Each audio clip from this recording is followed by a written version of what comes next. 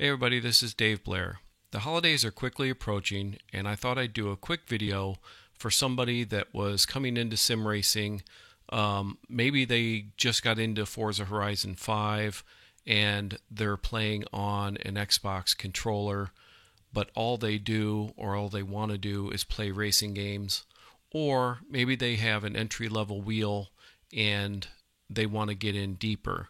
So I'm kind of coming at this holiday season, the holiday sales. If I was coming into sim racing and I had a beginner wheel or I didn't know where to start, or but I really love playing racing games, maybe I've tried a force feedback wheel and I really want to get into it, or maybe I've watched some of the streamers streaming iRacing, like our Mustang League that we're in on Tuesday nights, or the Sim Pit, the Oval Series, or maybe you've seen just some of the other racing, the road series that we have at the Sim Pit, or even the rally, whatever you're interested in. So if I was coming at this and I didn't know where to begin, or like I said, I have an entry level wheel, but I'm ready to step up. So I'm going to kind of go through what I would buy if I was brand new to sim racing, because I can tell you I used to play Forza Motorsport night after night after night using this controller. And once I jumped to a force feedback steering wheel, it was night and day difference, and I really didn't look back. So, yeah, for everyone out there that's like that, that knows that they want to get into sim racing and they're starting pretty much fresh, this is where I would start if I was buying all this stuff brand new. Okay, so when people get into sim racing, they normally start with a force feedback steering wheel. However, it'd be best if you start with a cockpit and an area that you can put it in. Having to mount your steering wheel and throw your pedals under a desk is not fun. You definitely need a sturdy place to set everything up. So I would start with a cockpit. Now this is the cockpit that I have, and SimLab has a Black Friday sale every year that I know of. I had 15% off, and last year they only did 10% off. But they do have a Black Friday sale, so this is definitely a good one, and I'm really pleased with mine. Now I went with the silver, and I kind of wish I would have gone with the black. I've heard the black shows scratches, so that's a consideration, and the black is also a little bit more expensive. But it's funny, it's like after I ordered it and got it, my wife was like, "Why didn't you go for the black one?" And I was like, "Well, I was trying to save a little money." And she was like, "Well, I would have sprung for the black one." I'm like, "Okay. I wish I'd have known that before I ordered it." But I'm very happy with it. It's a good cockpit. Now, I'd also say that the cockpit sits really low to the ground. So I bought these are 5-inch caster wheels, and it's just about perfect. I kind of wish I would have gone for the 6-inch, but the 5-inch are perfectly fine. So this would be another option that I would look at. Now I do have this, but I got it for just the single screen.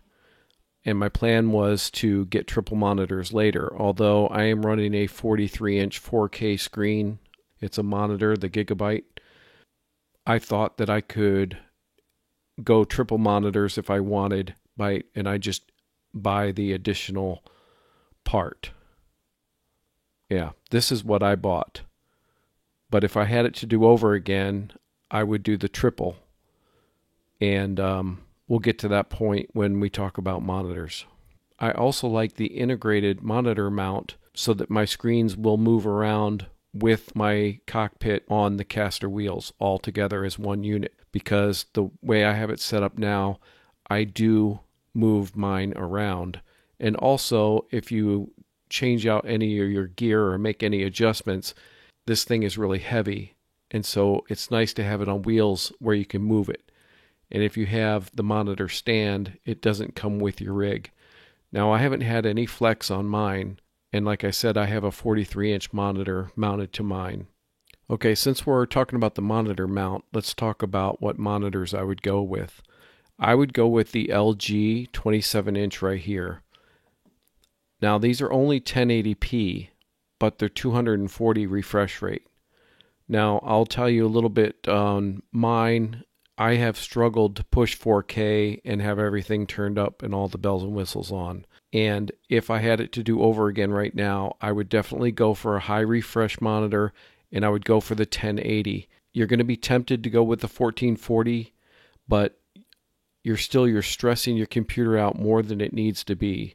And I think the 1080 is fine, especially at 27 inch, and you'll have a lot more headroom on your PC to push the faster frames.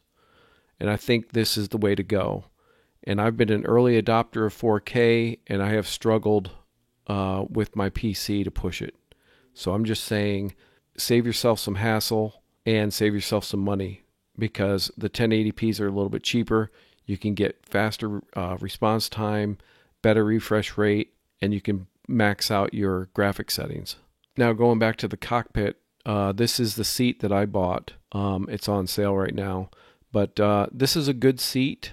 I definitely prefer this over the reclining ones. My first seat was actually a seat I had pulled from the junkyard out of a Mazda 626, but I definitely like the race seat, the bucket seat. And again, there is some tilt adjustment. So normally when you get the kind that have the reclining back, once you set it, you're done. So it's really not that useful. And also with a bucket seat like this, you can set the recline and it's done. So I really like this seat, and it works well on the sim rig. Now, there are more expensive seats that are probably more comfortable, so you have to determine how long you're going to be in your seat. If you're into the endurance racing type of thing, you might want to look for a more comfortable seat, but you're going to pay more for it. Now, this next level seat has really, I think this really looks good.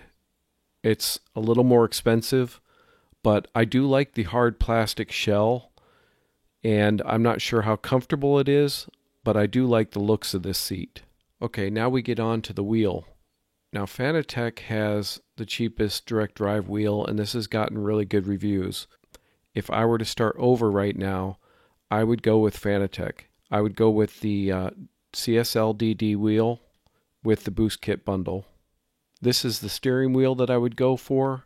It's Xbox compliant, but they have many to choose from at this price range. But I prefer a round wheel because I do the Rally series.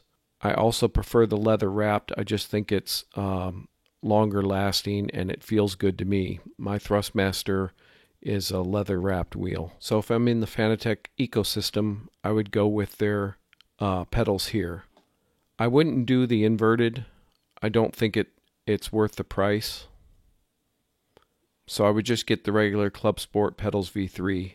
Now this I might or might not spring for, but the shifter. So I have the Thrustmaster TH8A, and I enjoy using the shifter, but I don't use it that much. So really it comes down to, what cars you're racing and how much immersion you want. But I've included the price with the shifter and also the handbrake. So again, if you're into rally and you want that type of thing, this one can be set up for either H pattern or sequential. And then the handbrake is pretty decent, I think. So looking at all the gear, here is a price breakdown. Okay, so the GT1 Evo cockpit is $435, and you can probably get that. Like I said, they have a Black Friday sale. You could get that cheaper. But you also have to include shipping, because the thing is heavy. So don't forget that. I don't know what your shipping would be. That's why I didn't include it. $205 for the triple monitor, another $288 for the seat, and then $80 for the 4 caster wheels. So the total for the cockpit and the seat would be $1,000.